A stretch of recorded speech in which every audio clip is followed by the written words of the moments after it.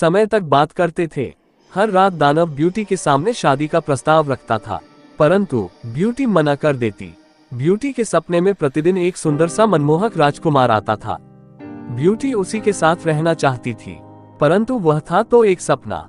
दानव के यहाँ रहते हुए पूरा 1 साल बीत चुका था। जीवन में कोई रोमांच नहीं रहा, केवल सुख ही सुख। अब ये सुख भी अच्छा नहीं लग रहा था। ब्यूटी अपने पिता के घर पहुंची। एक दिन दानव से ब्यूटी ने कहा कि वह कुछ दिनों के लिए अपने पिता के घर जाना चाहती है। दानव ने उसे एक अंगूठी दी।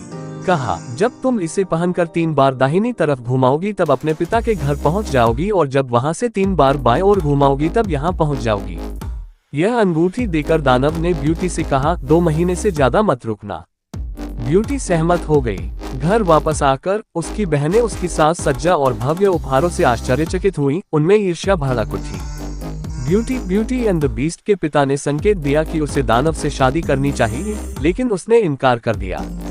ब्यूटी और दानव, ब्यूटी एंड द बीस्ट हुए एक दूसरे के। जब 2 महीने बीत गए तो ब्यूटी ने एक डरावना सपना देखा।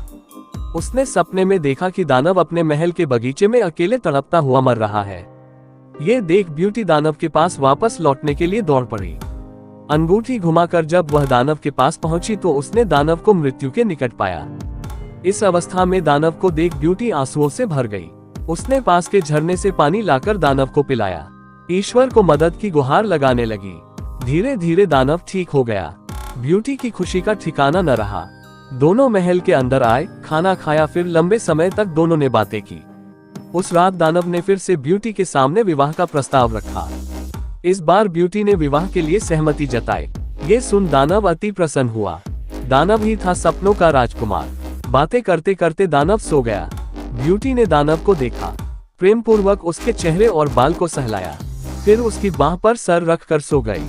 सुबह को जब वह जागी तो उसने जो देखा वह देखकर वह अचंभित रह गई। वह दानव उसके सपनों के राजकुमार में बदल गया था। तब दानव ने उसे बताया कि उसके सपनों का राजकुमार वही है। अंततः ब्यूटी और राजकुमार की शादी हो जाती है और वे सदैव खुशहाल जीवन जीते हैं।